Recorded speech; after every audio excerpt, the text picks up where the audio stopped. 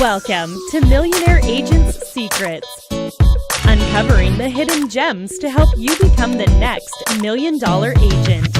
And here's your host, Milton Player. Welcome to Millionaire Agents Secrets. It's Milton Player, your host here, and I have with me today Conal Martin from Burleigh Waters from Kingfisher Realty, and he's number one agent in Burleigh Waters this last year and absolutely killing it. How are you, mate?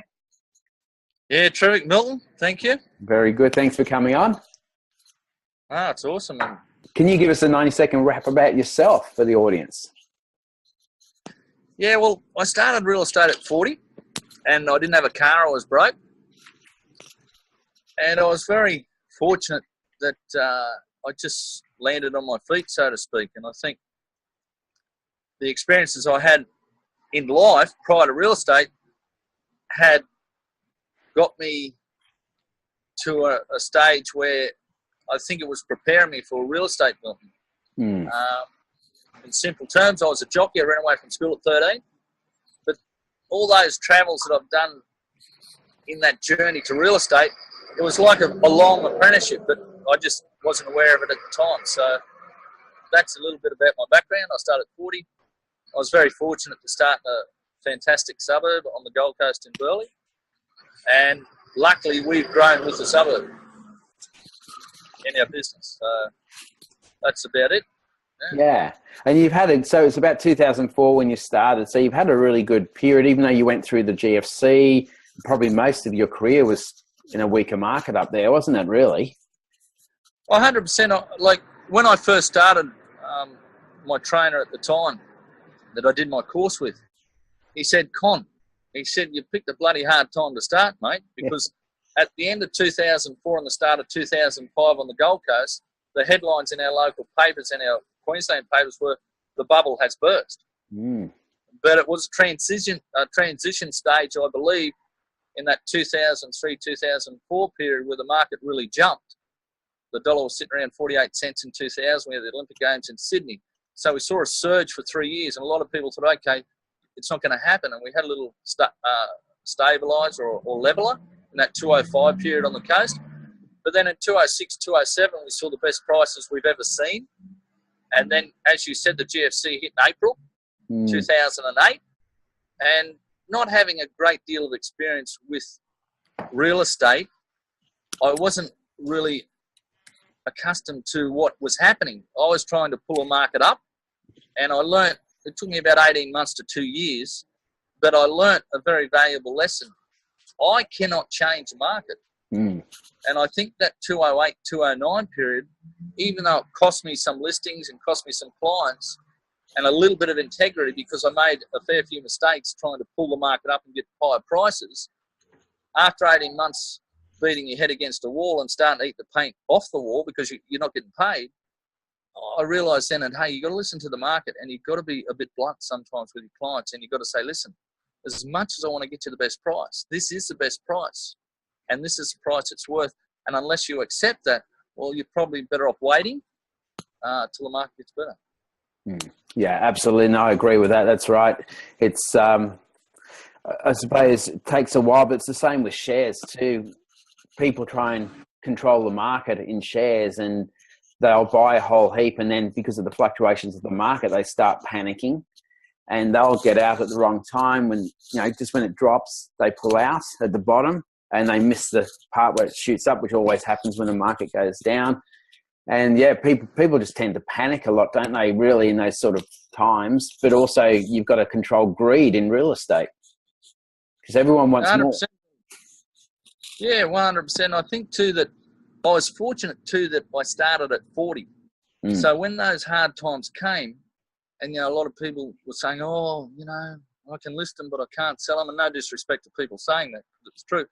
But mate, people saying how hard it is. Well, mate, if you've been broke a few times in your 20s, and you've had to eat bread 3 days to 4 days a week waiting for a pay, mate, real estate's easy. Seriously, it's not that hard when you really think about it. I'm not digging out trenches in a hole in a rock, and it's physically not that hard. Mentally it can be draining. But you mentioned a few things earlier to me, and if you surround yourself with good people, and you said earlier you got some good advice from your wife, hence what you've created in the last 3 years. If you listen to the people around you to help you strengthen your mind, mate, it's not that hard. And what I love about real estate is you can do it 24/7. Mate, you can deal with everyone around the world. The clock's always going. And if it rains, I sold a property in a cyclone. Can you believe that? A bloody cyclone. We went back the next day to have a look at the property. I thought, don't go back next day. The big tree had fallen through the fence. And I thought, he won't buy it now. Mate, not only did he buy it, he loved it. So what sort of business can you do 24/7 in all weather? Floods, everything. That's right. Exactly, because all the builders and tradies can't do it when it rains, can they? They have to pull up stumps. No. It's a fantastic business. But, mentally it gets a bit hard, as we know. Yeah, the old roller coaster, emotional roller coaster is always fun, isn't it? Oh, Milton, it is. But fortunately, at the age I started, I've been through a few of those, mate. So these ones have got a seatbelt on them, so it's a bit safer. Yeah, exactly. Sounds like you had a quite colourful past then. So was it really from when the 13-year-old onwards until 40, it was really just a massive struggle? What businesses did you get involved in, or industries back then? Oh, well, mate, I've been with horses all my life, thoroughbreds, and I've worked on cattle stations, properties, up until I was 19. But, mate, I've had a great life. I mean, I was very successful as a jockey. Even now, I stand just under 6'4" and sit around 90 kgs, a little bit over. Mate, that's the best years of my life. So I had the greatest success of my life. If you can live your dream every day, mate, it doesn't matter if it's one day. If you can live that dream for one day, my God, you've had a great life. I lived it for something like 2 years. Yeah, beautiful. I was a jock at 14 till 16. Man, I look back now and say, how lucky am I? It's like yesterday, Milton. And the people I met with horses, still today, I just came back from overseas on a horse safari in the Serengeti, Africa. I didn't know a soul. I went there on my own. But that horse people that you deal with, mate, we just got on like that. It's just amazing. And that's something that's in me that I've learned. And being on my ass, like I've been up, I've been down, but being on your ass. I remember years ago, I was on my ass. I was in China doing horses, and then I went down to Sydney to do horses. And I worked with the horses down there, educating, breaking in, pre-training and training. And lo and behold, I didn't have a cent to my name. Didn't have a car. I was bloody getting a loaf of bread and a bit of lettuce to keep me going through the week. And here I am at the AJC Derby Ball in Sydney at the head table. Nice. With the biggest players in the racing industry, the thoroughbred industry. And I'll never forget it. We went outside there smoking cigars. I went out to get a bit of fresh air. And they say, oh, yes, well, I think if you have X amount of thousands of dollars, and you be conservative, that sort of thing. And what about you, Conal? Do you like to have a bet? I said, I like to have a bet when I've got money, but I've got no money at the moment, mate. And they looked at me as if I was joking, but I was very serious. So I learned from the thoroughbred industry that's taken me into real estate, it don't matter a crap, mate, who you are. If you just throw yourself out there and make sense, people will deal with you. And not only will they deal with you, they'll want to deal with you. No, that's right, exactly. The personality is a key thing, isn't it? So how tall did you say you were?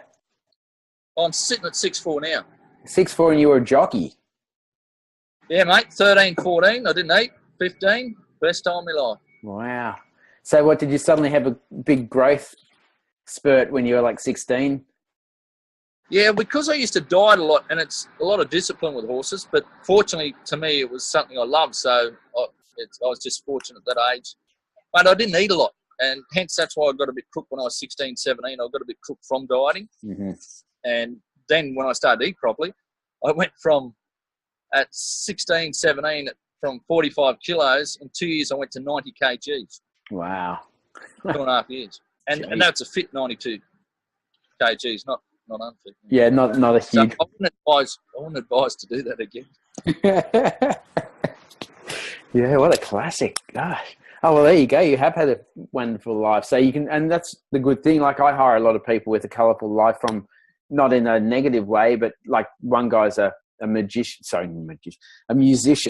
and he can relate to certain people that recognise. Yeah, magician. I like that, Yeah, it's good, isn't it? I know, it's amazing what you can get from that subject. So 2004 you started, you went through the GFC. How did you get through those hard times mentally, emotionally? Yeah, emotionally, fortunately, being through a few times when I have struggled, I was very fortunate also. I started this with a business partner, and I'd known Gary. He's retired now, but I'd known Gary for, at the time, probably 17 years at the time, or might be 16 years. And I'd done work for him.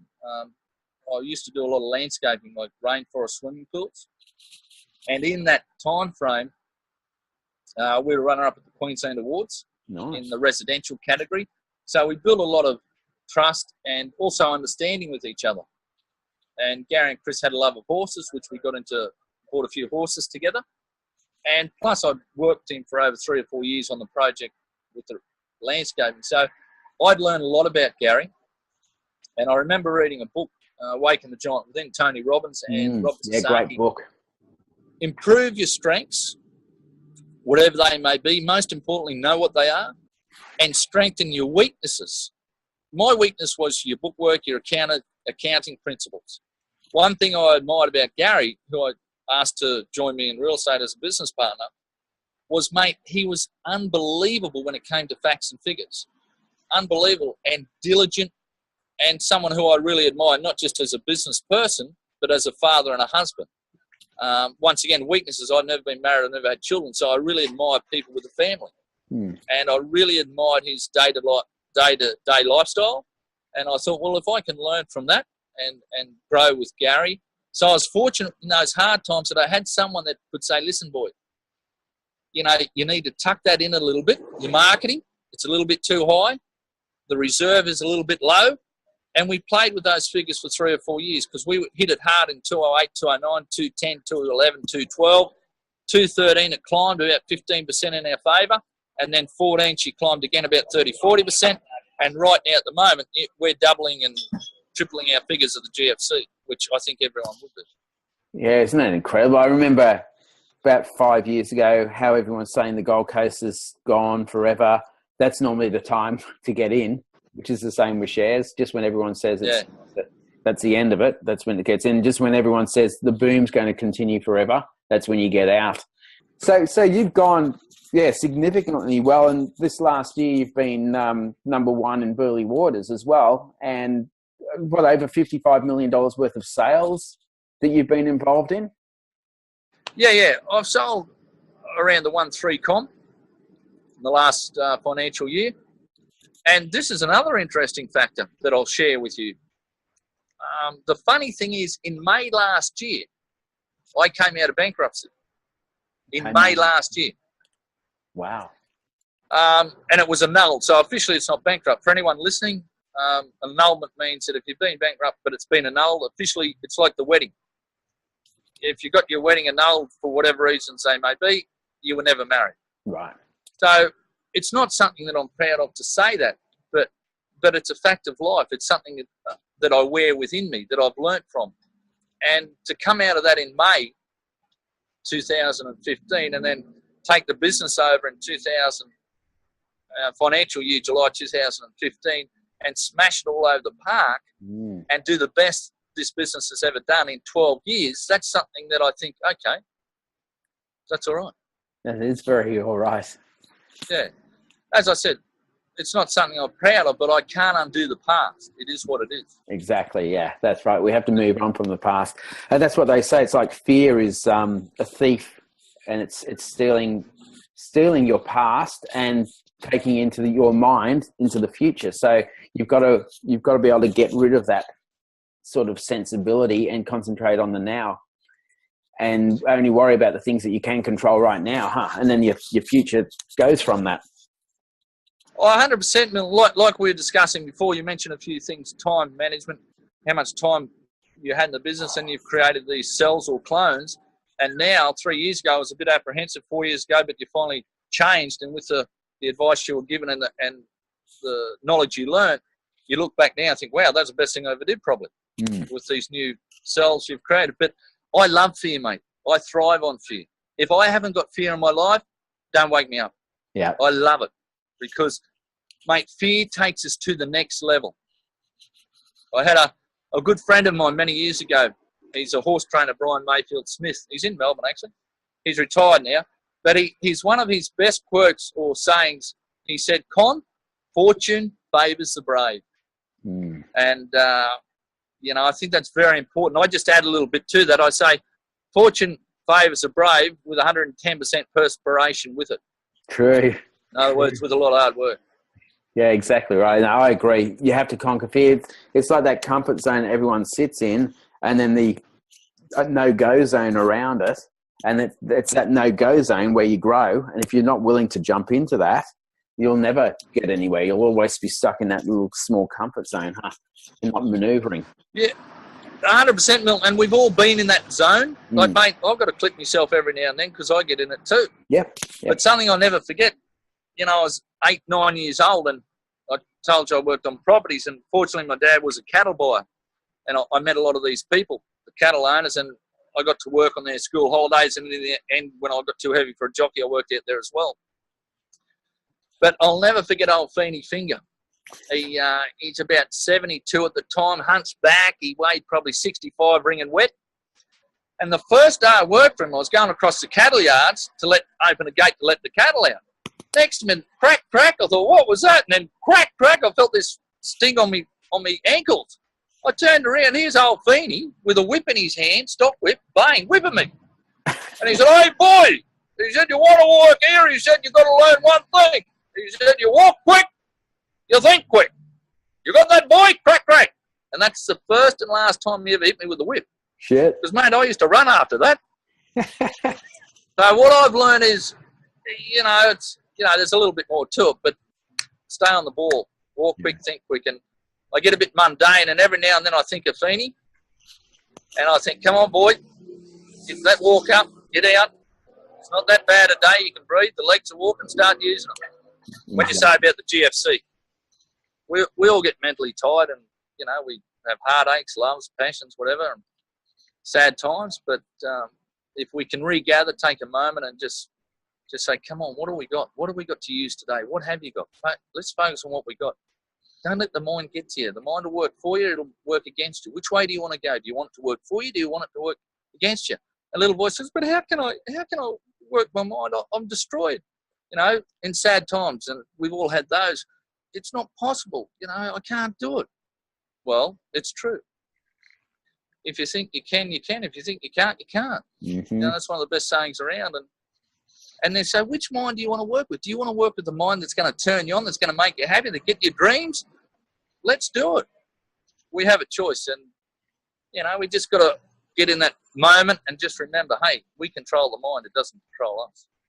Yeah, beautiful words, mate. Very eloquently said. And I 100% agree with you. Absolutely. And that is the key with a lot of real estate agents, because they are, I suppose a lot of people that start in real estate, looks from the outside quite glamorous. They don't realise that it is really quite a mental and emotional roller coaster, really, and that they're going to go through all these ups and downs. But it's all about getting through that and punching through, isn't it? And getting knocked down, keep standing up, being willing to take rejection, delayed gratitude, all those sort of things that you need. And if you haven't got it, you're going to struggle. So you find it. Yeah, which is why most real estate agents are fun people to know. Yeah, and find it. And find it in a hurry. Yeah, exactly. Like you said. If you can't find it, ring up Milton. He'll show you where it is. Thanks, mate. Ring someone up, just anyone. You talk about mental toughness, and my history is a little with boxing as well since a kid, boxing and thoroughbreds. Man, look up Mickey Ward and Arturo Gatto on the internet. Mickey Ward, Irishman, and Arturo Gatto. My God, that was cool. I'll never forget. After 3 rounds, they said, this is the fight of the decade. After 5 or 6 or 7 rounds, they were saying, this is the fight since 25 years. At the end of the fight, they said, this is the best fight we've ever seen. Jeez. My God, it was incredible. Mental toughness, man. And once again, I go back to the mind. And I'll say to myself, how bad do you really feel? Are you on the floor? have you got brain damage? Have you got a leg missing? You know, how bad do you feel really, Con? You know, how bad is it?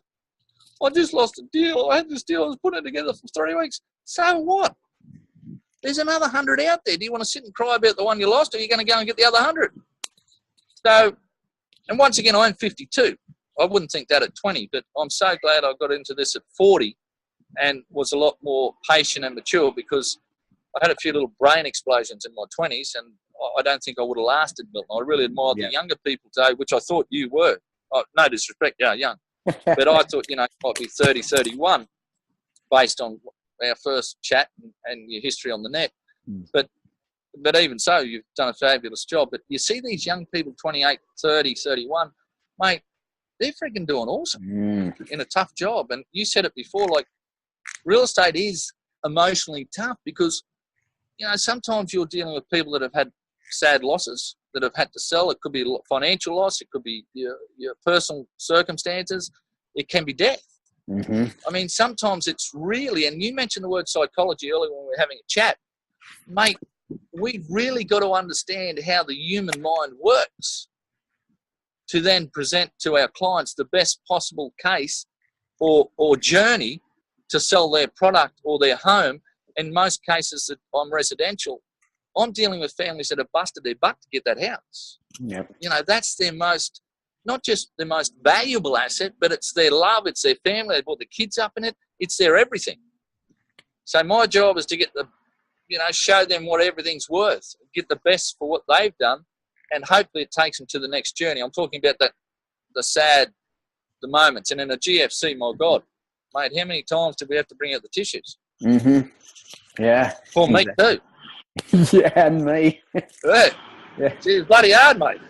Yeah, I remember actually driving around once, and there were so many signs up everywhere. I thought, wow, is that the end of real estate? And I went to a listing, and someone pulled out a newspaper article, front page, was saying how it's going to, that crazy guy from Sydney Uni or whatever it is, or Macquarie Uni, I can't remember who he was. I wiped him out of my mind, but saying that it's going to drop another 40%. And and that sort of ruined me in that listing. And I didn't get that one because I just went, boom, just dropped. And I learned a lot off that because another agent got it and sold it. And so that was my wake-up call. So I think I had this 1 month of going too far downhill, thinking, that's the end, this is ridiculous, hearing too much news, before I realised you've got to stop listening to the news and you just got to move on and just work things out for people and just give them a dose of reality. And after that month wake-up call, everything started turning around for me.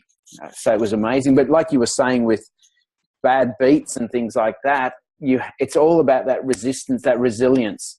And my son, he's a soccer mad guy, so I play soccer with him on Sundays with all his mates and some parents and stuff. We go for 3 hours, good exercise. And I remember, when he was a bit younger, because he's been doing that now for 5 years, every week he organised that. And I used to watch him where he would do something wrong, even though he was naturally gifted, and most of the time he'd do something great, do something wrong because as kids are, they'll go, you couldn't do that, loser and etc. And he just, boom, that would be it. So he wouldn't play hardly at all after that. And I kept at him saying, mate, it's not about the mistake, it's about how you recover straight after the mistake that's the key. Finally, it started going into him, and now he's completely the opposite way. But in sales, it's the same. Exactly like you say, if you lose a listing or you have a bad beat or a sale crashes or whatever, what counts is not that thing happening or the money that you might have lost for it, and you shouldn't be focusing on that. Yes, it's devastating. Go and punch a wall or 5 minutes. But it's about that. Yeah. But your whole life journey really, and whether you're going to succeed or not, comes down to how you react, doesn't it? And so if you can take that bad beat and turn it into something great, that's when you jump. 100%, Milton. And, every action has a reaction. We see it on live sports all the time, or with your politicians, etc. Every action has that reaction that creates the next action, and how we deal with that is a character of what we're building within ourselves. And it builds, you mentioned the word resilience, toughness, and it's so important to strengthen that mind, our minds, because, you talk about physical trainers. Yes, build this muscle memory does this, and you've got to build this, eat this, and it does this. But, mate, forget all that. I don't care how big and how strong you are, as we know. It's how mentally strength, what this does. Because if your mind is following your brain, your mind is following your body, your mind is following your pain, my goodness, there's only one trip for you, and that's a big, long roller coaster. Yeah, exactly. But if your body, if your brain follows your mind, my God, you're in front every day of the week, because you can snap out of it like that. Come on, brain. Come on, body. We're going this way. No, I don't want to go. Give me the chocolates. I want to stay on the lounge. Get me out of here. I'm happy with what I've got. No, you got to get up. You got to keep going. Life, business is like gravity. Yeah. If you're not going up, you're going down. You try and stay in the moment. Throw a ball in the air and say, stay at when I get the highest point with that ball, I want it to freeze frame. I can't do that. You may be, because you're a magician. You've been trained by a magician. You may be able to do that, Milton, but I don't know how. Because all I know is when it goes up, the momentum stops somewhere, reaches its highest point, and if I don't push it any higher, it comes down. Yeah, exactly. And that's the same as me. Yeah. I got to keep working it, keep pushing it, keep that mind strong. The body will follow, the brain will follow. And with your son, how old's your son? He's 15 now. 15. And how's his soccer? Is he still doing soccer? Yeah, he still does it. He's also got he's got an Instagram channel and a YouTube channel, et cetera, and like 30,000 subscribers and all this sort of stuff, and for Instagram. And so he does all these things on there. And and a Melbourne company asked him, a marketing company asked him last year if he would join them and go and work for them. And he was 14 then. How good's that? Yeah, I know. So he's really 30,000 on Instagram. And he's 15. Mm-hmm. He's taught me so much about social media. It's not funny. Like, he's just got the knack. And he listens to Gary Vaynerchuk and all that sort of thing now. And so he's Mate, get him in real estate. Yeah. Well, my younger one too would be good in real estate. Old Matthew, a year younger, and he's got that sort of way of talking that convinces people to do. He can wrap anyone around his finger, get them to do whatever he wants. So yeah, amazing boys, great fun. Well, they've had good training. Yeah, I've tried and tried since they were young, 3, 4. I've been doing all these things. Hopefully, you got them. You got the foundation. Let's hope. Well, yeah, it's like I was hearing. I think it was Jewel, the singer, saying how one of the things she noticed was grew up in Alaska, and she said what she noticed was the softwood trees would come and grow really fast, and the hardwood trees would take a long time. But she noticed also that the softwood trees would collapse quite quickly. You know, a storm would come and they'd fall over, but the hardwood would stay up. And she sort of ran her whole life with that sort of thinking, long-term thinking against short-term. And I've noticed that myself all through life, that it's the long-term thinking that is the key. People that try and make it quick, the fast bucks, are the ones that it always catches them, doesn't it? It just bites them. Yeah, I agree with 100% in that analogy, because it's so important inside us that we feel the foundation for our values, that we know our values, get to understand what they are, and just feed that value, every day. Build that foundation. And obviously, we've only just met, but in the short time we've been speaking, you're a very proud father, a very proud family man. And you can see that in your facial expressions, your eyes, when you talk about your sons. So I can see that the foundation in your life is your family, which once again is very admirable. No, thank you, buddy. Thank you. All right, well, let's go to a different area. You're at a listing. So you're doing a listing for a property. What do you do? Do you do anything that's different that you think makes you stand out over the other agents that helps you get that listing? Or... Well, it's a good question, and it's a question that I can't really give you a 100% accurate answer on, because I've never worked in real estate until I started when I was 40, and we've only had the little business, so I don't really know what the others do. But looking at a few, real estate seminars and little things you hear, see on the web, but I think it's a pretty simple process. that if I research the area, when I first started, this question is more for the best answer I can give you when I first started. Now it's a little bit unfair because I've got a history. I've been in the one area and I've got a foundation of 12 years. And in that foundation, fortunately enough, I was in a great suburb. So 52 to 55% of the highest prices ever sold in this suburb have been sold by me. So, but that's over 12 years. So today it's a little bit easier, but you mentioned before about getting soft and comfort zone. I can't rely on that because there's other people that are like me 12 years ago that are hungry.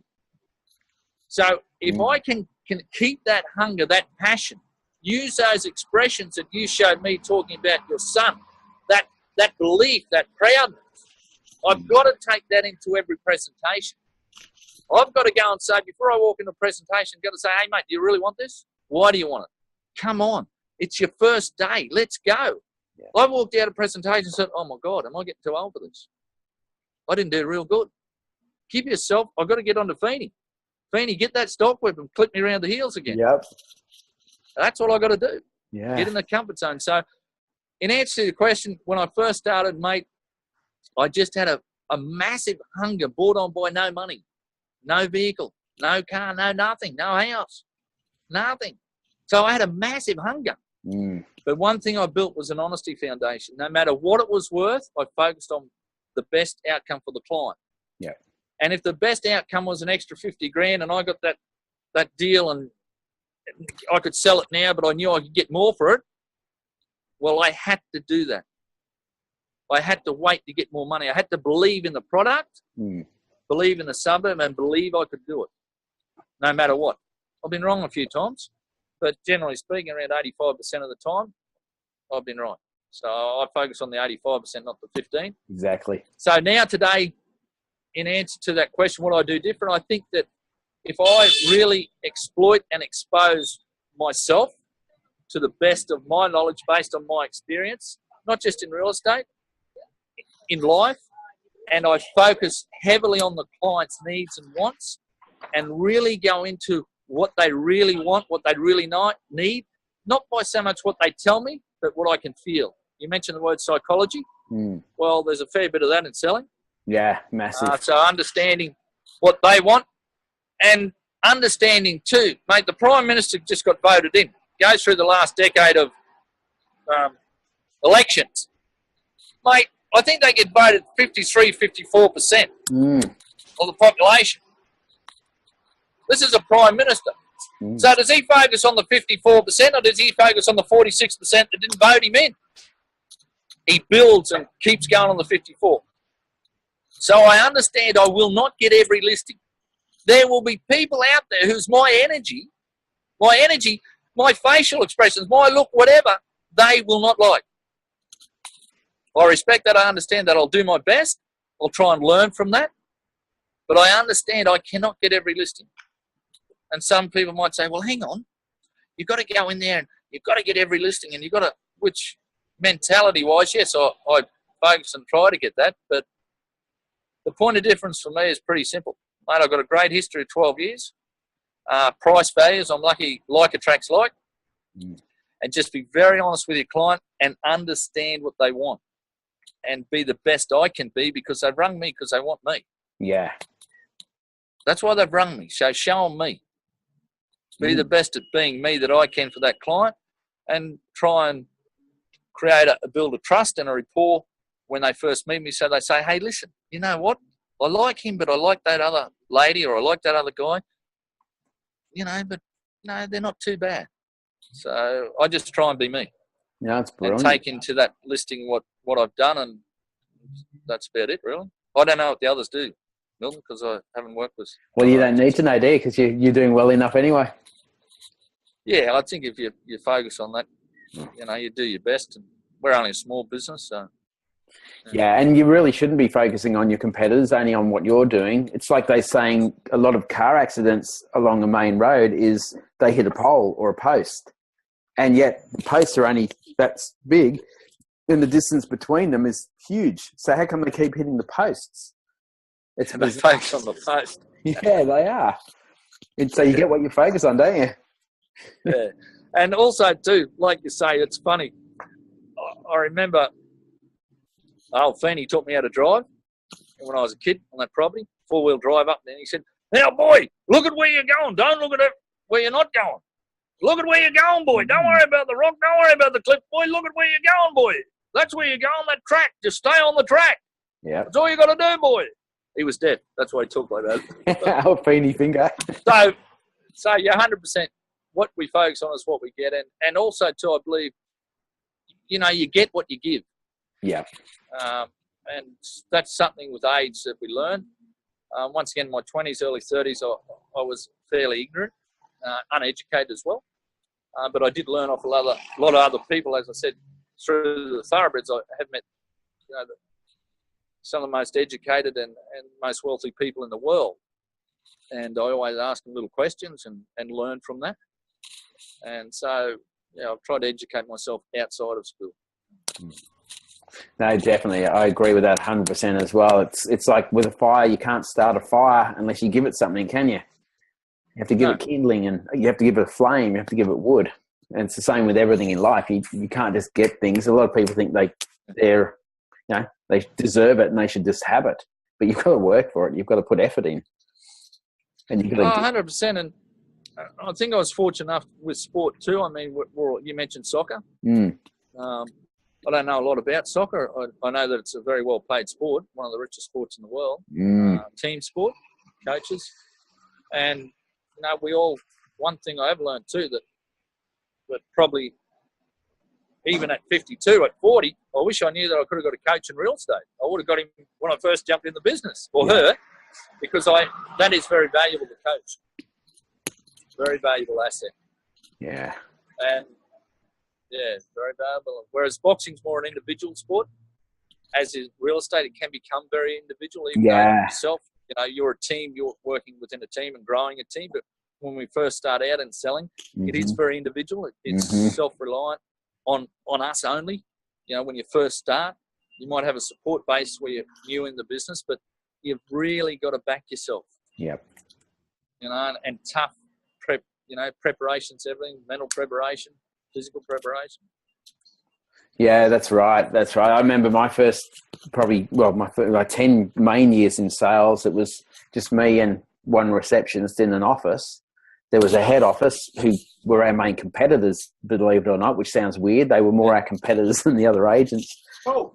Yeah, but it was just us two, and it was lonely. So I had to listen to things in my car. There was always something playing, some real estate advice or training or something I was listening to the whole time.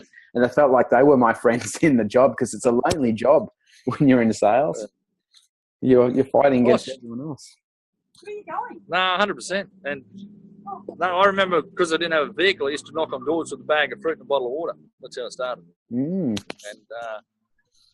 I used to take my nieces around at the time, going back 12 years, so around 10, 13. And I say, any property we get when you work for me, I'll give you $100. Cool. They still, when I sell that property, they get on the net and they say, hey, Con, I noticed you sold that property. You're going to want me $100. I said, hang on, that was only when you worked for me. No, you said every time you sell that property, get $100. So it can be lonely, but I got a few little friends to help me. That's another thing too, like in sales, that word you mentioned before about psychology, magician, what's so important, Milton? Mate, and fortunately, this is fortunate for me, but unfortunate at the same time. It depends how you want to look at it. Because I didn't do much at school, even when I was at school, I was out of school. So I never really worked the left hemisphere, that 10% of the brain where, you think you learn, you think you learn. Mate, all I dreamt about was horses. So all I dreamt all day at school was the right hemisphere. Now, what I've done in sales and marketing, it's so, even though you're on your own, I can have 20 contacts in here just thinking, what about that butcher? He must know a lot of people around here. He's been here 20 years. I'm going to ask him how he's going. I wonder if he'll let me put a card in here. I wonder if he knows I'll ask him every week about who he knows. What about the news agent? They deliver papers, so they know who the owners is. They'd be able to help me. All those little things. Yeah. By being creative, abstract thinking, I'm thinking, what about that bloke down the street? What's he doing? And I literally, that's how I did business. I remember the first 6 months, I saw a couple coming up from the beach. Hey, what are you doing? I was just walking along. You know, that's all I did, mate. Beautiful. When I first started, I had nothing. And the bloke said, oh, I'm just up here from Sydney. I said, what are you doing? We haven't talked. He said, what are you doing? I said, I'm a real estate agent. And I've been in real estate for 121 days. Real greenhorn. And lo and behold, I ended up selling that couple of property. There you go. Yeah. See, it's all Just about those little things. Yeah, those little things, exactly. It's emotional intelligence. We were having a chat last week saying one way you could pick a real estate agent, a future real estate agent, is that you say, show me your record at school. And if it was all A's, no hope. But if they were, the report said, you know, bad influence or easily influenced or, you know, mucked around too much, you're in. You're the type of person we need. Those social skills are the key. I wish I knew that at 13. I would have applied for a real estate agent when I finished being a jock. Yeah. Finished being a jockey. Because I went to boarding school at St. Brennan's up in Yeppoon. And every year, I ran away at 13, ran away at 14. But in between then, Mum and Dad got letters back to Clermont, where I'm from, asking could I stay at home. So yeah, that was interesting. Oh, that's funny. But don't get me wrong, I love school, but I just didn't like being there. Yeah, that's right. It's good fun. Other important matters to attend. Milton, I had to win a Melbourne Cup, mate. Yeah, absolutely, buddy. No, it's great. You got to have dreams. Yeah, and at least you went for the dream, because that's the other thing a lot of people do. Their dreams are so far out there. They set their dreams almost impossible to catch. And it's almost like, I don't know, it's like that's their coping mechanism or something, but they, without really saying it, they internally know they're never going to get there because they set it so far away and they're not reverse engineering it back to do the steps to get them there. At least you were, you did that. You did what you needed to do. And that's where you get success in life. Doesn't matter. The failures mean nothing except they help you with your foundations, don't they? So failures are really important, actually. Mistakes, failures. All the best people in the world always bang on about those mistakes. What were they saying? Apollo 11, when it went to the moon, 97% of the time it was correcting course. So it was off course the majority of the time. It was only 3% of the time. I didn't know that. Yeah. Wow. So that's an interesting stuff. Yeah, I know. So there you go. But we need to think that way and not think that everything has to be perfect all the time. What's your team like now, Con? So who've you got working for you now? With my team, there's Aaron and Tamika. Yep. So they support me with the client and the buyer and paperwork and those little things. Yeah. So there's three of us. In the office now, we have a couple on admin, got a marketing girl, and Juliana and Mel in sales as well. And Code, who's my nephew, he left school he went to our local school at St. Andrews, left in grade 12, came and worked with me. I got him to do a bit of holiday work when he was 16, so he's been with us 4 years. Cool. He's office manager now at 21. Nice. And Mel's been with us over 2 years, my niece, and she works with Juliana, and she goes good. And as I said, I've got a couple of reception and a few marketing. And then the property manager. So that's basically the team at Kingfisher. There's 12 all up. Yes, that's good. Nice team. Well, mate, it's a fabulous team. And like Juliana, for example, Juliana Gomez, she's from Brazil. Oh, nice. Talk about resilience. Mate, she was walking past the office one day. I was here about 6 or 7 at night. And she said, oh, hello. I said, what the hell? What did she say? This is 6 or 7 years ago. And she said, oh, I'd like to get into real estate. And I said, oh, good luck. What are you doing? She said, oh, I'm down at Surf Club. I said, oh, well, that's good. Keep it up. You know, she was about 23 or 22 at the time. 6 months later, she came past and said, oh, so how you going? She said, oh, I'm going all right. She said, I'm going all right. She said, I'm doing real estate now. I said, you what? She said, yeah. I said, what do you do? She said, well, I market the properties and put them on the internet, do the job descriptions. I thought, well, for a person that couldn't speak English 6 months ago, I said, I need to have a talk with that girl. Yeah. So I had a meeting, her and her husband, and had a little chat. And I said, look, I'm pretty keen to have it. You know, you better come work for us. Well, lo and behold, when she came in, her reading and talking was terrible. You talk about resilience. I thought, what have I got here? I thought she could read. I thought she could write. And I said, I thought you could read and you could write. Yeah, I can. I said, but yeah, how you do that? You can't. Yes, I can, she said. In Spanish? Mate, 6 years or Portuguese? Yeah, well, six years later, she was the highest, most recommended girl agent in Burleigh Heads. Gee. 6 years later today. Wow. She's selling about, yeah, I know, 6 years. Couldn't speak. She's only 22. She just turned 28. I think last financial year she sold 500 in com, 550 in com. Awesome. In her first 18 months as an agent. So I've got a good little team, mate. You have. And I've known them a long time, like my niece and nephew. And Erin I've known probably 14 years. She was a flight attendant. I'm very fortunate. I've got a great girl she lives up there in the Gold Coast, and I think she's from Europe, and similar to your Brazilian girl, and she's desperate to get into real estate. Viola's her name, and she's doing everything she can, study, and she sounds sensational. So she communicates with me all the time, asking for advice. If you're looking for an extra person to maybe interview, I'll put you. Mate, I'm very interested. Yeah. When you say Europe, what part of Europe? I'm not sure. I haven't got into that with her. I'm assuming it's Poland or somewhere around there. I'm assuming, but yeah, she sounds very eager. Like she's really got the drive, and she's been saying to me, give me advice on what I need to do, and etc. etc. I was saying things like, go and work for someone, offer to work for 3 months without pay to prove yourself, that sort of thing. And you're not allowed to do that, mate. Oh, you're not allowed to do that? Not allowed to do that in Queensland. Oh, really? Oh, well, there you go. No. Well, you're probably not allowed to do that in New South Wales, actually, either. Lucky I've never done it for anyone. For the record. I was just thinking if I was trying to get in, that's what I'd do. I'd just say, look, I'll work for free. 100%. Yeah. But I didn't really think about that, whether you can offer your services and... But, mate, look, I'm happy to talk to anyone because those sort of countries, they're pretty hard countries and they breed them tough. They do. My girlfriend's Russian. Yep. So she's brought up in a hard country, mate. She got 2 beautiful kids and she appreciates life like, my God.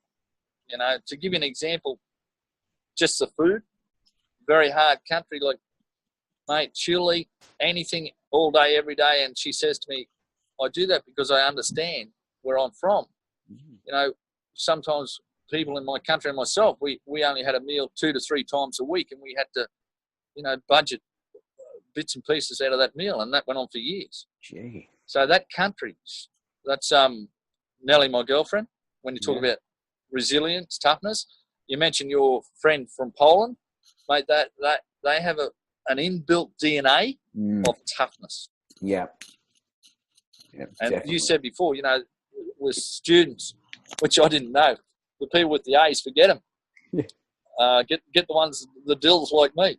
Well, I also believe what I've learned is too that DNA toughness.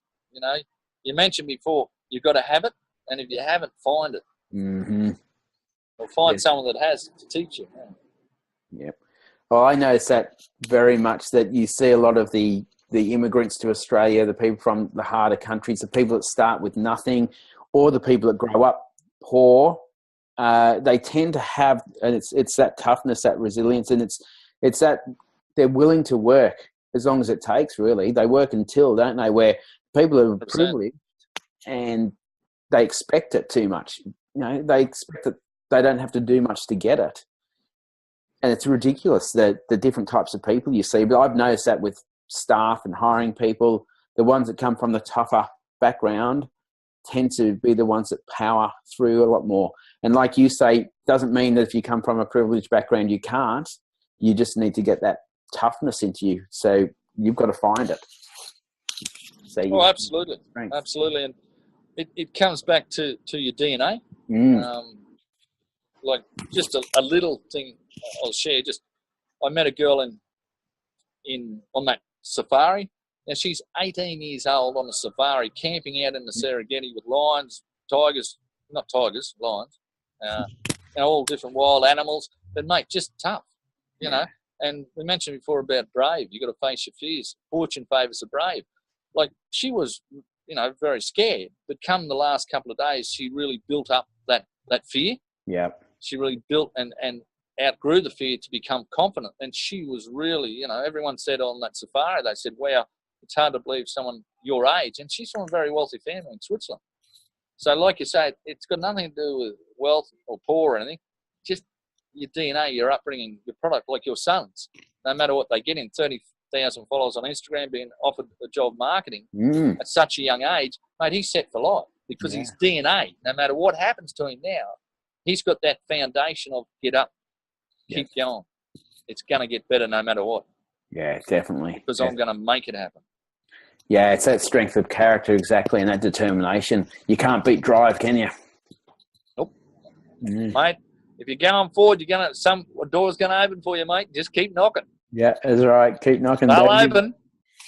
And if you don't like what's behind the door, shut the bars and go and open another one. Yeah, that's right. That's where door knocking prospecting is good, because every door is a different person. So even if the last one was a mongrel, the next one's less likely to be. Yeah, and as that analogy or metaphor, just keep knocking, and there's a lot of doors in life, and they're waiting for you to come in. Yeah, exactly. So probably one last thing, mate. Marketing. How do you market yourself? Yeah, marketing, once again, I think the simplicity of real estate, we don't do a lot different. But what we do, we consistently do. I think it's very important. We're in a little area. So in our area, there's approximately 12,000 apartments and residential homes. So you've got your beach strip, which is only one strip on the beach. Then you've got the Gold Coast Highway.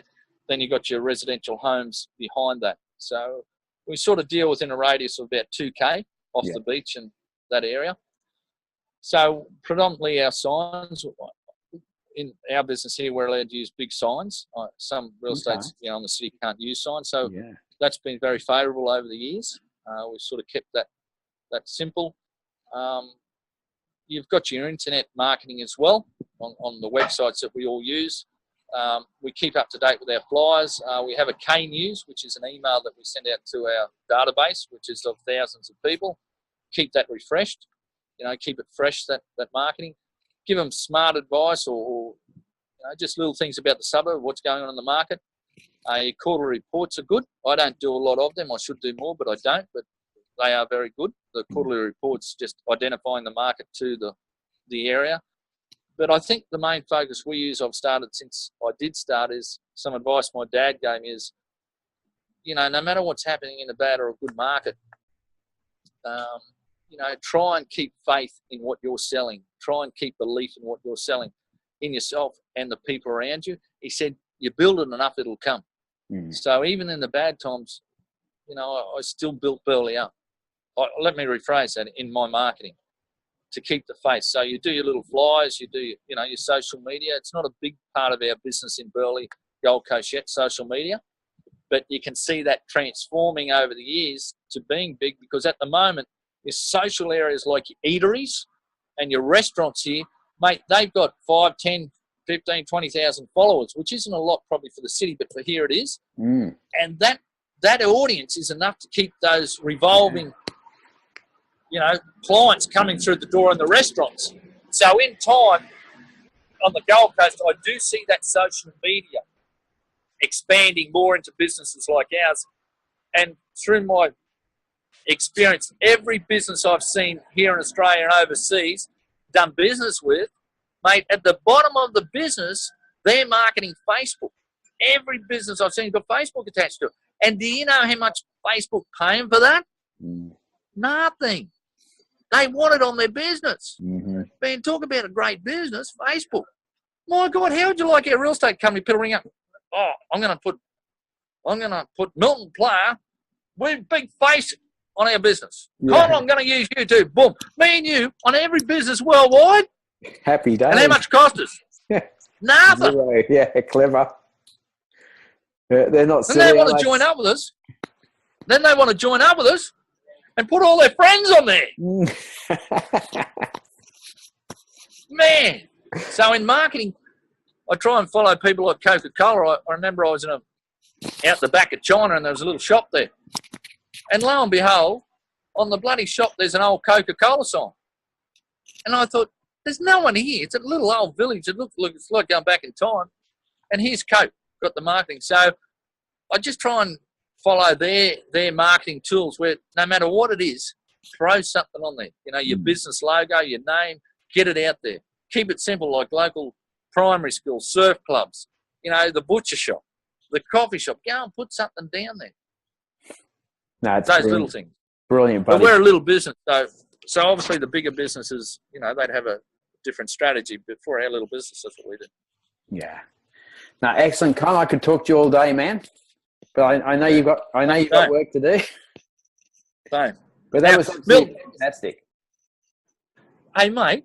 Yeah. Is it possible that you could show us a little musician trick? Just a little one. I need cards. I can do some with cards. But you see, most of the stuff I've learned is psychology. And that's what I want you to do on me now. Yeah. A little role play. All right. Well, we'll have to do that privately because it's 11:50 and I've got a 12 o'clock. Done. We can do it another day. Yeah, we will. Hey, Milt, you've been terrific, mate. Yeah, thank you, Con. Been terrific. That's my handshake. Yeah, thanks, mate. Handshake. Yeah. What I'll do when we talk next is I'll show you the negotiation steps that I do. I'd love to. I really would. That absolutely blow people away. And within that, I explain the psychology of what I'm doing. Fantastic. But even saying simple things to people like, you, like me, would want to get the best price for your house, wouldn't you? And what 100%. All I've done there is I've said, you like me. So I've implanted a suggestion without you even realizing I said it. And what I'm saying is, you like me. You know, but I do like you. Yeah, thanks, mate. I like you too, buddy. But there's a very simple, quick one. But it's amazing the choice of words and phrases and the way you put things together, how that goes into people as a suggestion. And I think that's one of the keys that guy does a lot, that I got taught. It's how to implant suggestions, how to pre-frame people, how to plant seeds. But there's so much that goes on that we don't know. And also, we can't hide our physicality. So even if you're lying, there's ways of telling someone's lying, for example. And one of the things is, as soon as if you listen to them, you ask them a few questions, and you know they're telling you the truth, they act in a certain way. The second they lie, what starts happening is a lot of internal dialogue starts happening inside their head, and they're thinking to themselves, I've got to make this seem like it's the truth. I don't want him to know I'm lying. And so they start overcompensating that. And so if you've been observing how they've been acting for the 10 minutes before when they've been telling the truth, it's so obvious from the physical things that they do. They're covering it up in here and even putting it across to you well. But the things that they suddenly change in their physicality is amazing. And it is so obvious. So if you were watching a video and you were shown it, they'd say, look what they did then. And you'll go, wow, that's incredible. I can see the massive difference. And it could be that they didn't hold eye contact as much before, and now all of a sudden they're holding eye contact, or they're moving forward this time, or the color of their skin changes. Or you always watch people's hands, because the hands tell you what they're really thinking. And so the hand movements change as well. So it's good in the negotiation, because you can watch that as you're asking them questions. You can be suggesting prices to them. And as soon as it's a price they will pay, and they're telling you no, they won't, their gestures change. So there's an example. A couple of quick. That's a great example. Yeah, but it blows me away, all the stuff I've learned on that: influence, persuasion, suggestion, perception. All those things are, to me, it's such a wide world, and the amount of things that we don't know that go on, like nudges and things like that, is amazing stuff. So there you go. Within 2 minutes I did it, so enough time to go to the appointment, and we're good. Absolutely. Thank you. Hey, Milton, we'll catch up again, but I really appreciate it and feel privileged that I was able to talk to you, mate. Thank you, mate. Same here. You're an absolutely fantastic guy to talk to. I can see why people would list with you. I definitely would. So you don't have to talk to me for 15 minutes ago, mate. That's enough. No, we're sold. I want to hear you talking again. Thanks a lot, Milton. Good on you, mate. Thank you, Con. All the best. Have a great day, mate. Sell plenty. Enjoy the weather, you bugger. All right. Ciao, mate. Bye, mate. Ciao. See ya. Thank you for listening to Millionaire Agents Secrets. Want 5 times more listings? Go to www.miltonplayer.com for a free cheat sheet.